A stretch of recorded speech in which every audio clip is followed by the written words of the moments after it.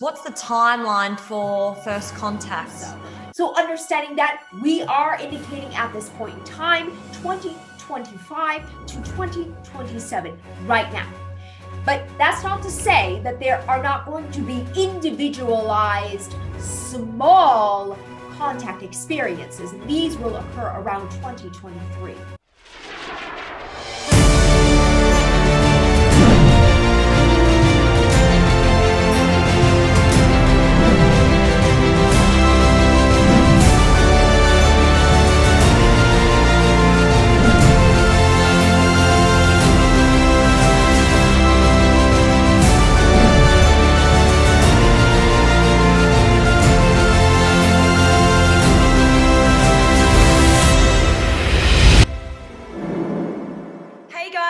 Roxy here from Awakening Education, and today we have the beautiful Stephanie all the way from Texas, and she's going to share with us about her channeling and her awakening journey. So welcome, Stephanie. Hello, everybody, and thank you so much for that beautiful introduction. I am so happy to be here. So just to give you just a small background about me, I have always been what you would consider to be a highly sensitive person. As a young child, I was always able to see and perceive outside of my physical reality and connect with different beings. I started with what is called automatic writing during my channeling journey. And that occurred when I was probably about 13 years of age. So it's been about around 20 years since I've been doing this. Maybe a little bit more, because now I'm thinking about the time. But I started with automatic writing. I transitioned to what is considered conscious channeling. That is when you are not necessarily in a trance state, but you are speaking to someone and you are fully aware, but there's an energy moving into your awareness. So giving people information. And it wasn't until my aunt actually had a divorce, and I hadn't experienced that just yet in my life. And I was giving her advice from some unknown source that was coming into my awareness. And then I realized that, hey, I am channeling. I am channeling energy. I started offering assistance to other friends, other family. And then I moved into what is called the trance state channeling. And that is simply going deep into a meditative state, in an unconscious kind of way, receiving information primarily from CC. I do channel many beings. I can channel any being, and anybody can do it, as I do teach individuals how to do it, but anybody can do it. But I do channel literally any being. But majority of the time I am channeling my counterpart, CC, who came to me when I fully started letting go in my channeling and being able to incorporate her energy and my reality. Did I find she's a first contact specialist? And we are working together to help prepare those for contact, or in other words, help those become aware that contact is actually already happening. Yeah. So we are bringing information from, many people talk about many different ideas of how to, you could say, expand and grow. So CC is developing a way that we can bring it into not only an awareness, but able to integrate it into our physical reality. So practical applications that we can start to use so that we can really dive deep into our awareness of our natural self or our higher self. And this allows our vibration to increase, which then gives us the perception and ability to really see and perceive those beings coming to us from other planets. Yeah, beautiful. And you mentioned that your main person that you're channeling is CC. Can you tell us a little bit about her and where she's from, and maybe the dimension and her species? Yeah, absolutely. So many of you know the civilization that you understand to be the Sasani race. So she is a counterpart of mine, specifically from that civilization. She is coming to us from the fifth, sixth dimension. And this particular aspect of her, or this particular version of myself, is a first contact specialist. So she is many times scouring around in her scout ship and her small craft that she has. Many times she is in my general vicinity. She likes to kind of go around the entire globe, but she does like to stare close by me, especially in this type of interaction that we're having. She is a female, and she is approximately around 5 feet tall, and she has blonde hair. It goes about her shoulder length, blue eyes, and your typical, what you call Sasani being, what they look like, or, you know, sometimes she appears a little bit close similarities to a Yael, but she is that typical Sasani being. Beautiful. Yeah. So is she on the craft with anybody else? You said it was a small craft. Yes. What's the vibe of the craft and the intentions for her to be here? So she generally is in the craft by herself, but her intention for being here is to assist me in assisting those within our collective to prepare for this grand awakening that everyone is talking about.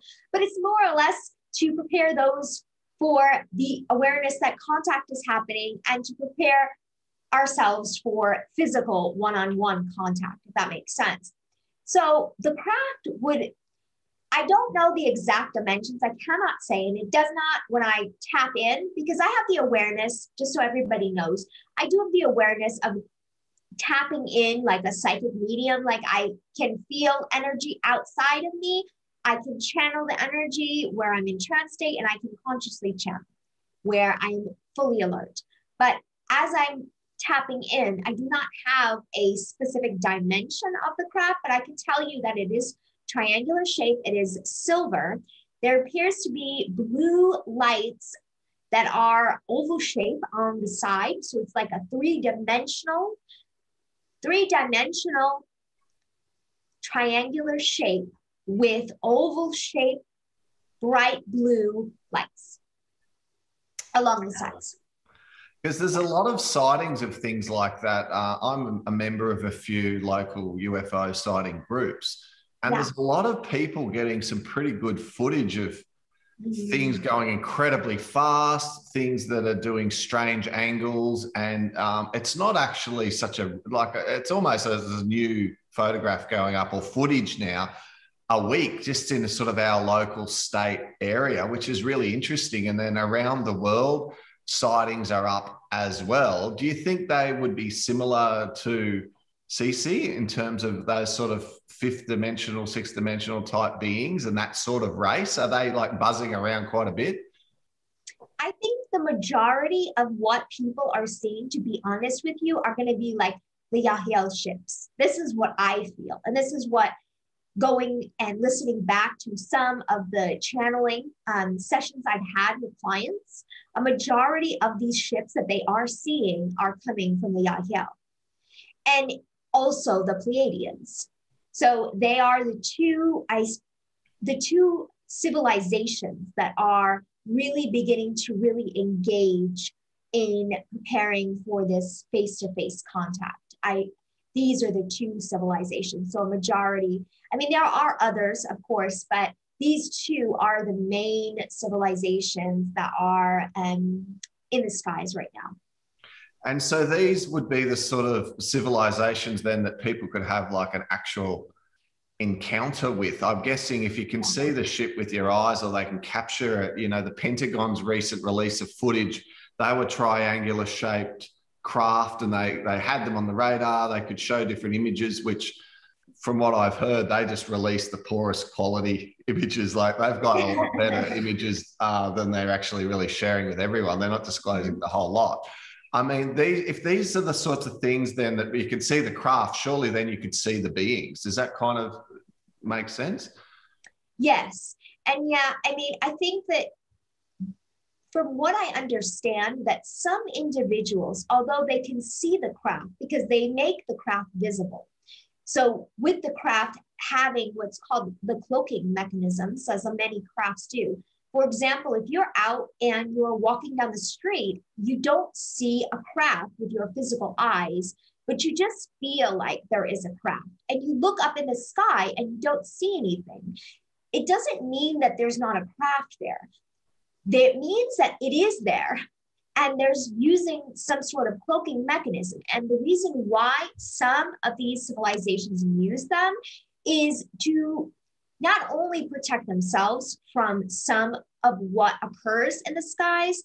So I guess depending on where you are at in the world, like over in the United States, yes, there are many sightings here, but there's also times and places that they cannot fully allow themselves to be seen, because as you've heard, like there are cases where, you know, people have seen UFOs and then they see, all of a sudden they see these military crafts going after these UFOs, trying to shoot it down.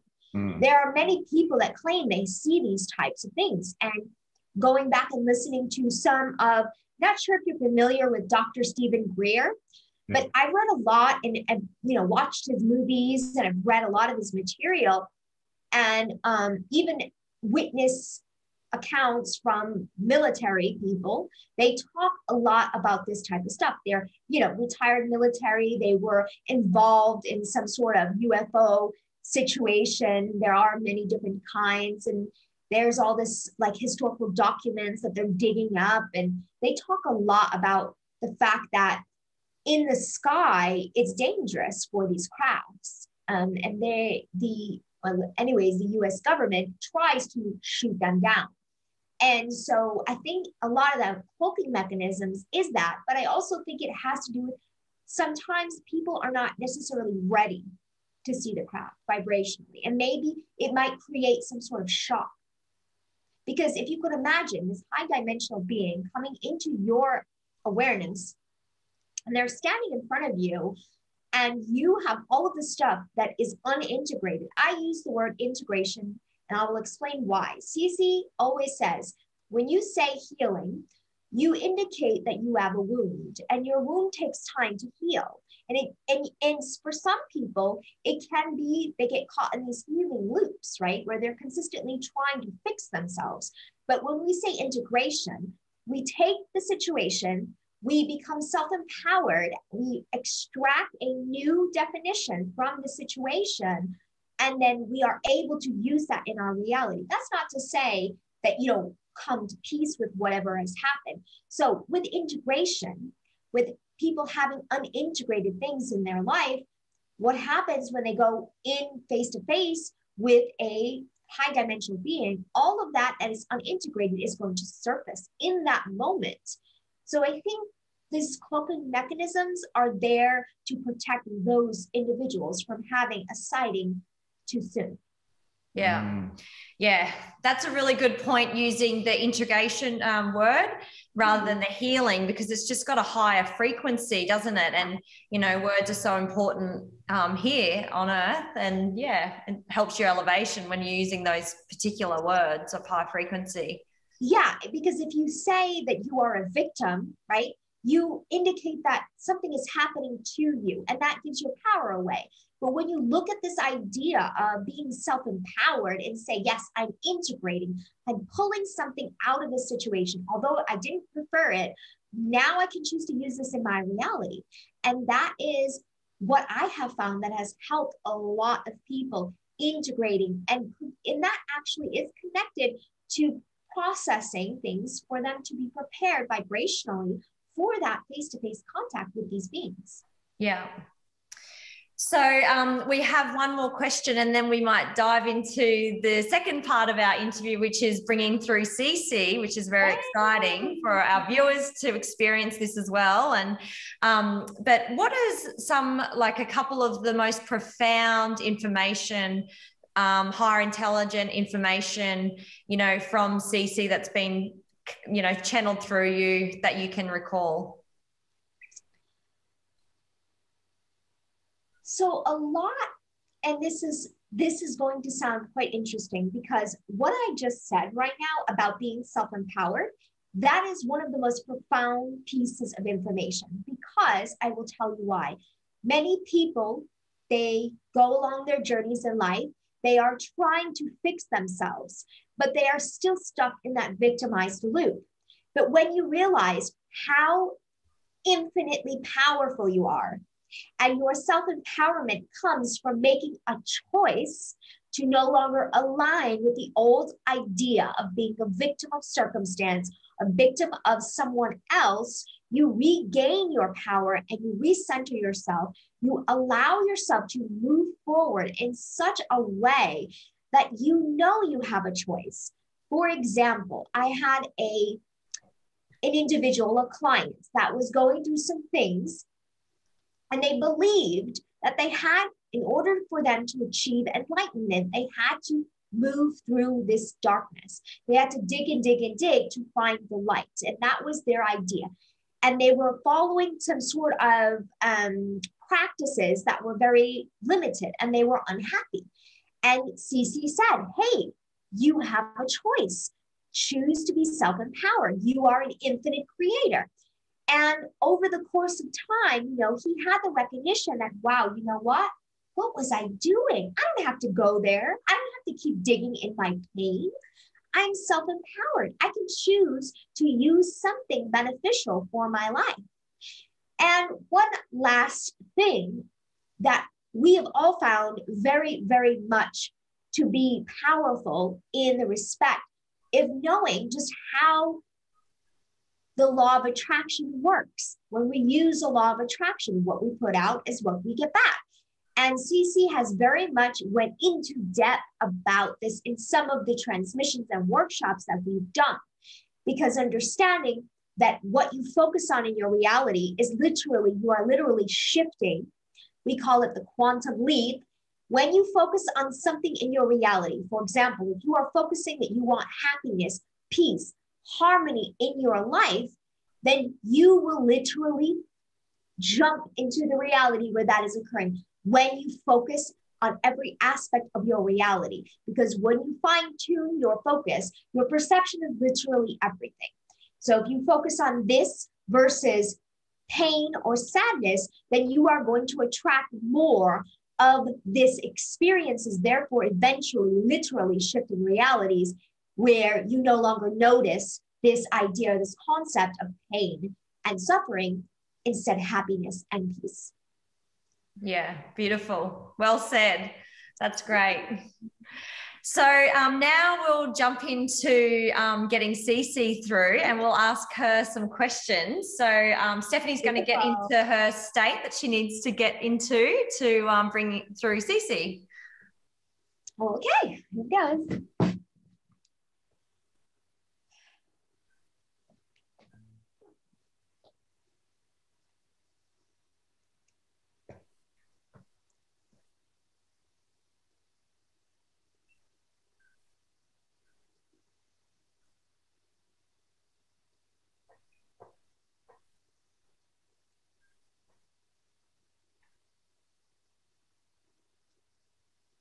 We thank you for this opportunity, for this engagement, this day of your time. My name is Cece.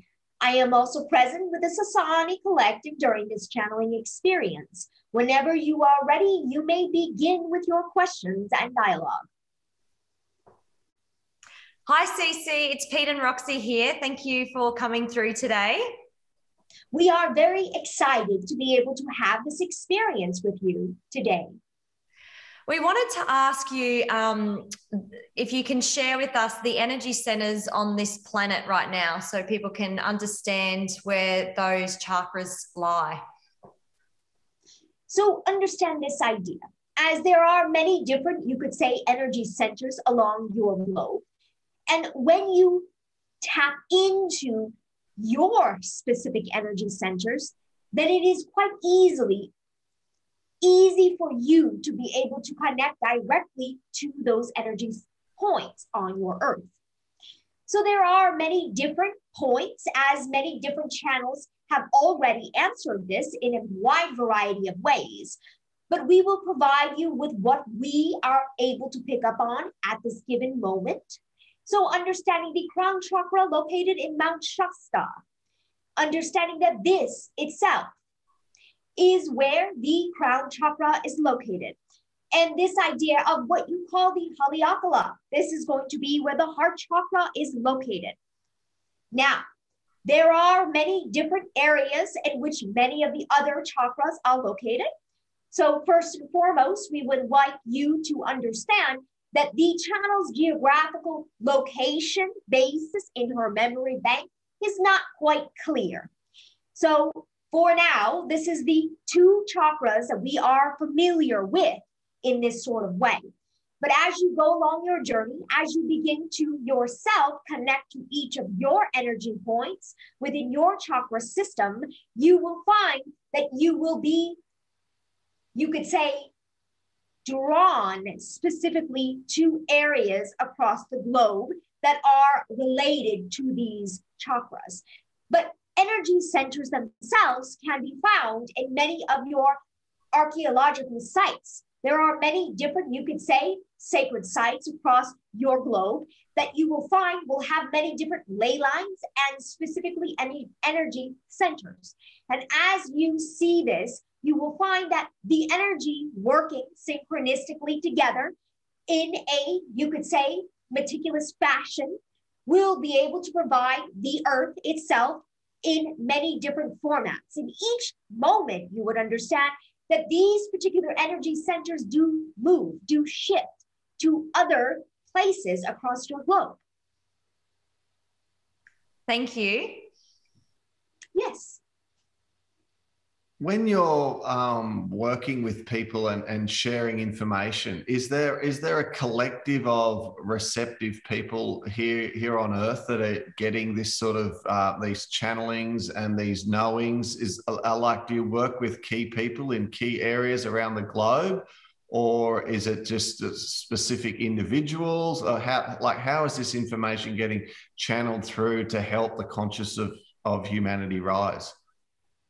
Yes, as we understand this question very well, something to consider that when we are connecting, say, to the channel right now, and the information being provided in the format that it is being provided, those that are ready to receive the information will find the information to be helpful to them. And those that are not, you could say, resonant with the information will simply move into a different path, a different journey where information is more easily able to digest for them. But understand that when we are connecting to your collective consciousness, we are doing it in this format. But yes, there are many individuals that you could say a collective of different oversouls that are more aware and more able to receive the information in a different type of way, where you would understand that there are many individuals that are experiencing other different types of journeys.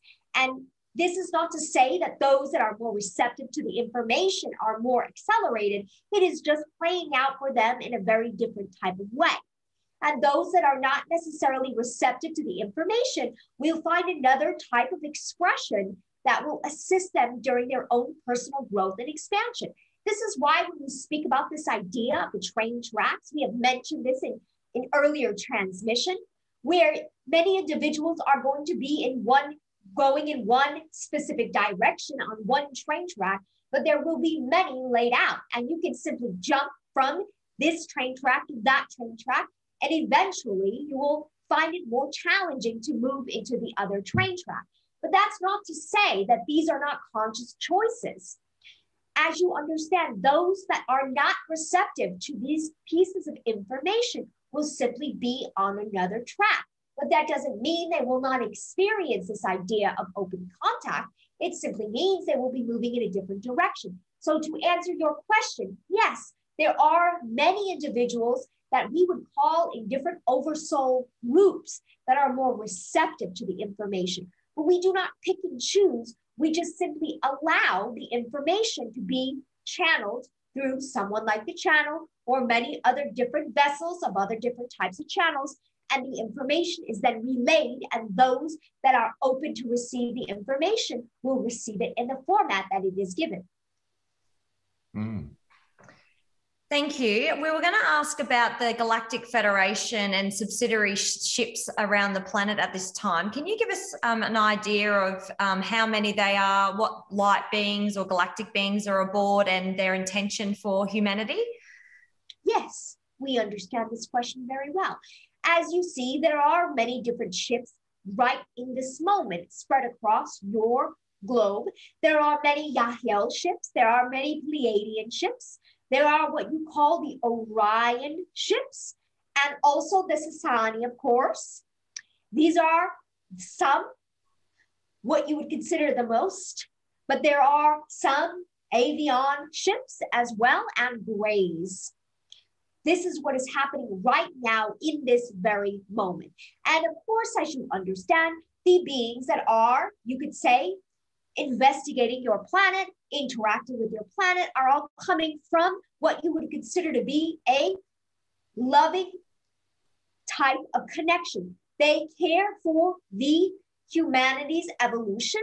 They understand that you are all coming from a very powerful place. As you have chosen to forget who you are, you have chosen to forget why you came, and you are choosing to rediscover yourself in a different type of way. This is something that not many civilizations have done in their reality.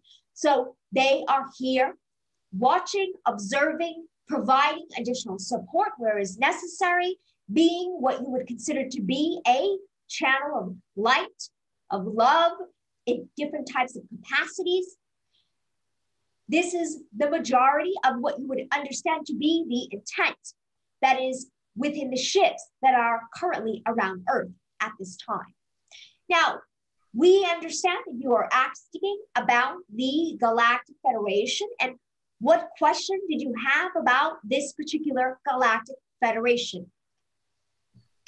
Well, to our knowledge, we're working with the ship, Pete and I, and they're a subsidiary of the Galactic Federation. So we were just going to see how many other subsidiaries were positioned around the Earth at this point in time, and then move into some questions around the ship that we are actually working with. Well, yes, as we have mentioned, these particular ships that are along your globe. Are you meaning Galactic Federation ships to be exact? Yes. So there are approximately 212 currently right now that are along your globe coming from the Galactic Federation. And there are, again, many different civilizations that are part of this Galactic Federation. So there were going to be the Yahyel, the Mantis, as well as some of the Sasani and the Pleiadians. These are what you would consider to be the Galactic Federation ships currently, right now. Thank you. So the one that we're working with has advanced technology and some palladium beams that I'm in connection to. Is there any messages from them for humanity or us right now? Yes, one moment while we are scanning into the energy, and we will be able to provide you with his message.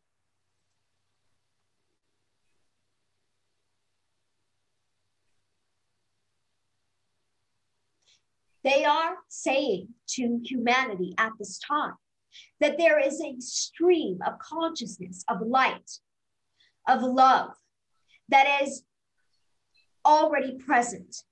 And do not look for the skies. Do not look below. Do not look within each other, as the source of love is everywhere. Everywhere you look and everywhere you are, it begins with you and your interactions with each other, your interactions with yourself.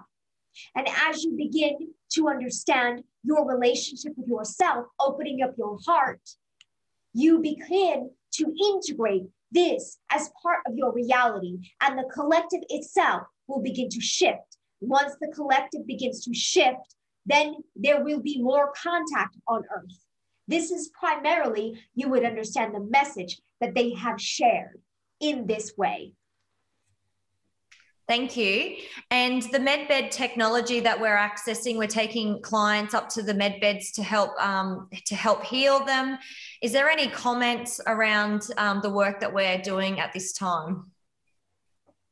That you are doing a phenomenal job, literally, and you are providing this opportunity, and that when the timing is right, when these particular ships are able to make it onto the physical earth, you will have the capability to be able to provide this type of service to humanity in a physical type of way. And by doing this type of work that you are doing, they are providing you much needed support, much needed love, as well as the ability to tap into your counterparts, as your counterparts are mainly working on these ships alongside with you in this sort of way. And these counterparts have the ability to transform many different types of molecular structures. And this is primarily why or how this particular method that you are using currently right now has been so successful. Can you expand for us and help us understand what a counterpart is?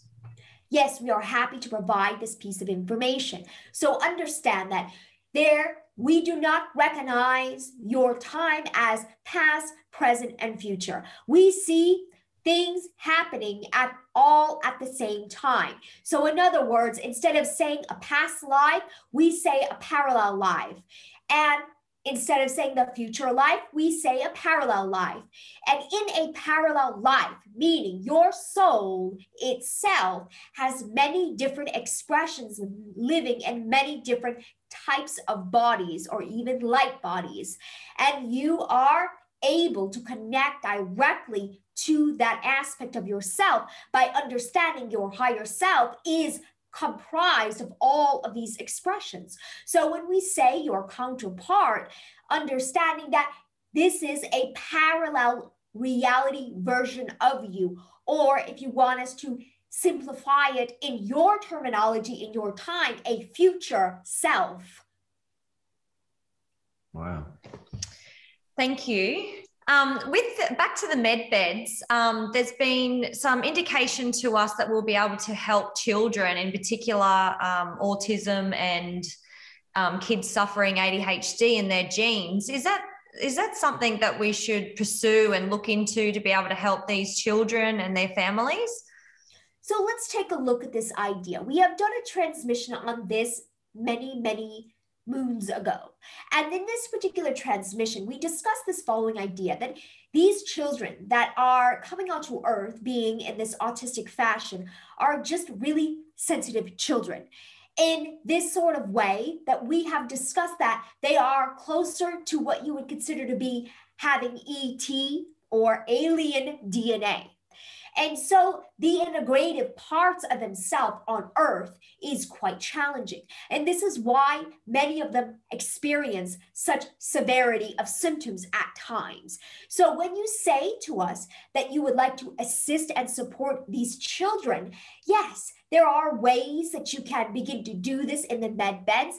And these particular interactions that are going to take place in this sort of way aren't really necessarily healing the autism, but it is more so allowing a deeper understanding of integration with your physical planet and providing the proper education for those adults and also other children to begin to understand what is actually happening. Because what is actually occurring is these children are experiencing more extraterrestrial DNA and being born into this particular reality coming from a much higher dimensional place and integrating into this physical reality, such as what you understand, similar to the idea of hybrid children integrating into this physical earth, would be quite challenging.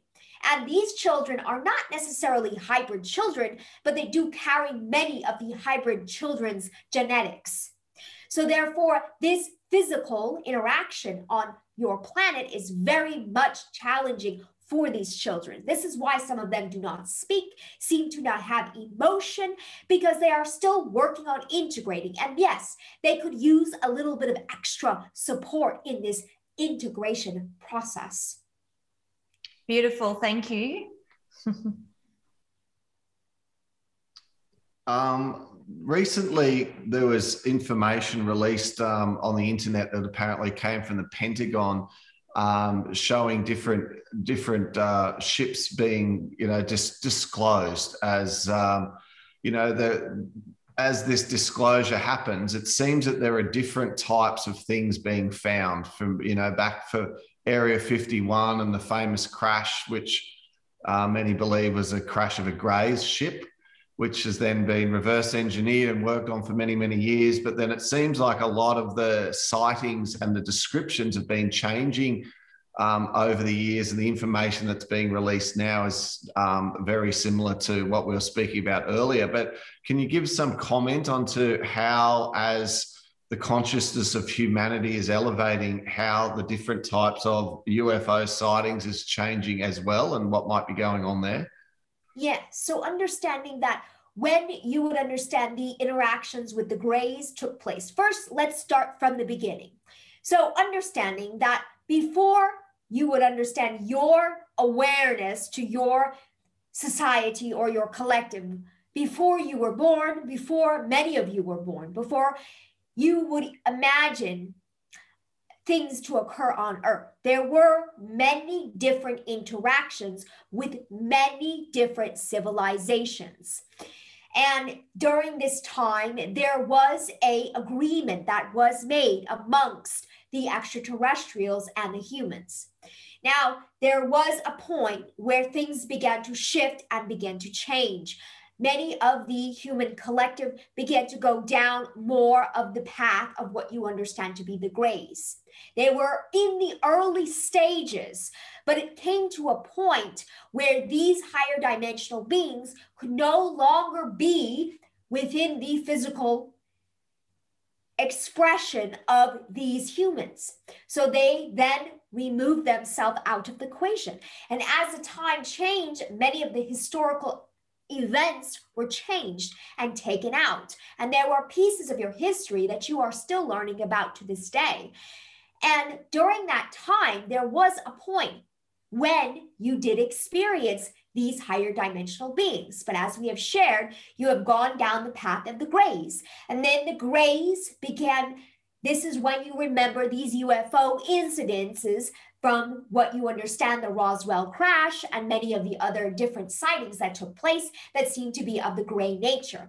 And now over the course of time, over the course of humanity beginning to reawaken or remember, the change in the vibration within the collective itself began to change. And the more this piece of the puzzle of each individual, because it takes one individual to create a higher dimensional effect into the collective. And the more individuals do this, and the more individuals become aware and choose to become aware, the more the elevation or the vibration of the collective begins to shift and begins to become higher. And over the course of time, as you understand and as you see, whether this is on your TV or whether this is in the skies or whether this is what you understand to be psychic or intuitive, you begin to become more and more aware of these higher dimensional beings. And they want to say that they were always here.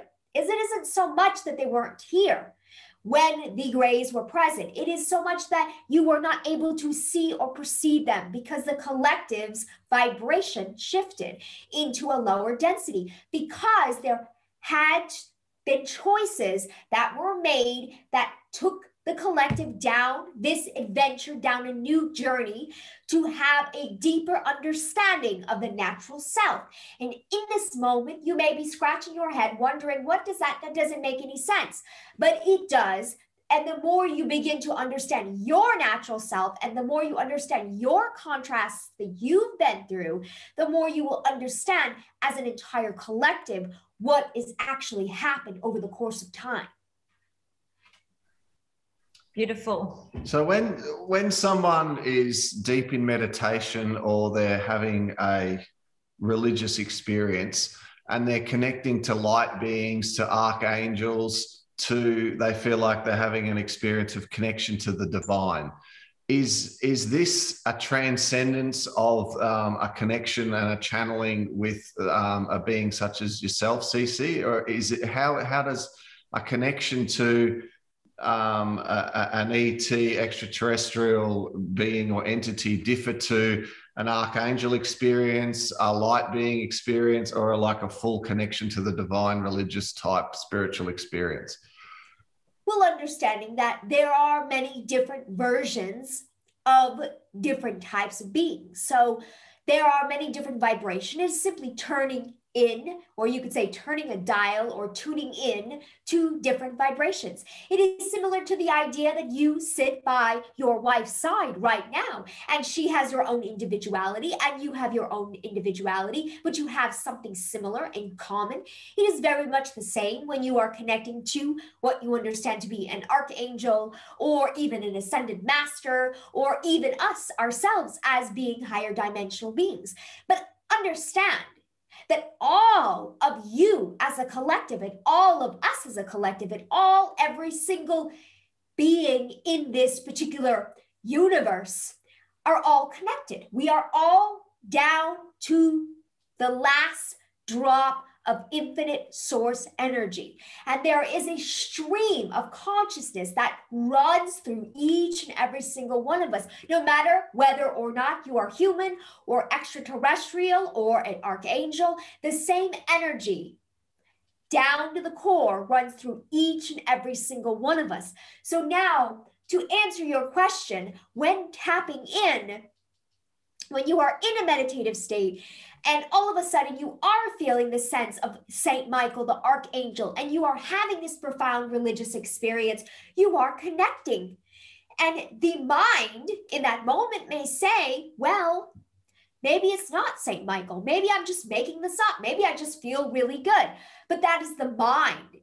And your being, your inner natural being, your higher self, in other words, knows you are having that connection because you are aware, and that inclination, that intuitive sense that it is Archangel Michael is indeed that expression. And this is the same way that we teach the channeling experience, very similar in that method. But understand that your first inclination when making a connection is always going to be that with whom you are interacting with. You know best. And the more you trust in that, and the more you trust in your ability to form a connection, the more you will be able to interact with that particular energy. Thank you. So the hot topic and the hot question is, when is the collective on average, what's the timeline for first contact as a collective in terms of frequency, in your perspective? So understanding this, that each and every single moment and each and every single day is an opportunity for the timeline to change, whether this is moving forward or moving back. But we will give you a general timeline. We are happy to do so. So understanding that we are indicating at this point in time, 2025 to 2027 right now. But that's not to say that there are not going to be individualized, small contact experiences, and these will occur around 2023. Yes, we feel that we might be able to have an individual contact. Is that looking like that type of timeline? Yes, for you, yes. And this will be what you call the Pleiadian civilization. This is whom are putting their heads up, waving and saying, yes, we are the ones. So yes, the Pleiadian civilization for you both. And it'll be the people that we're working with on the ship Zolo and Flora, those Palladian beings? Yes, this is true. So exciting. Do you have any other questions? Well, thank you so much, CC, for your profound information and channeling through. Really appreciate you bringing this information, intelligence to humanity, and being of service. So thank you so much.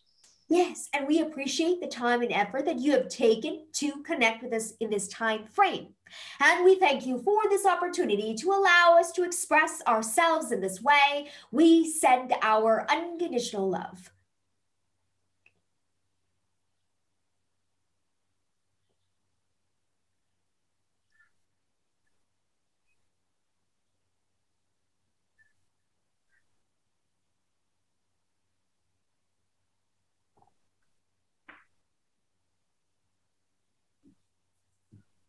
Hello.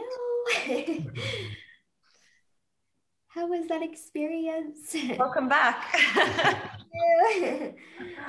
Oh, thank you for sharing that information with us, and just for us to get a feeling of how you're actually able to tap in and get the connection.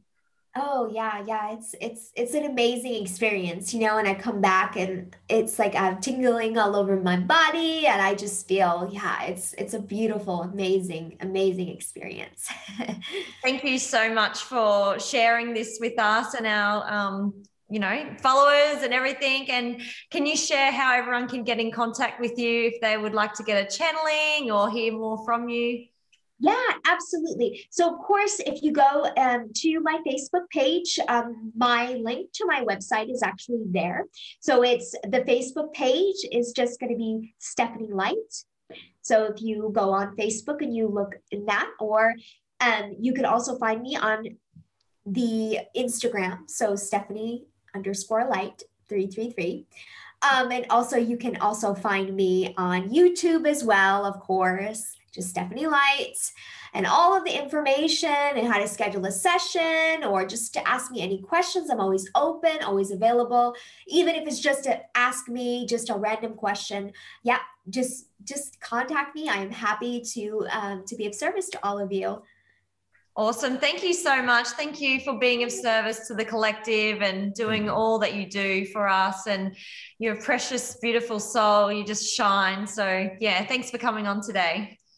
Thank you both for having me. We had so much fun, and I'm sending so much love to all of you, and of course, all of everyone watching. Thank you so much. Thanks, Stephanie. Bye-bye. Bye.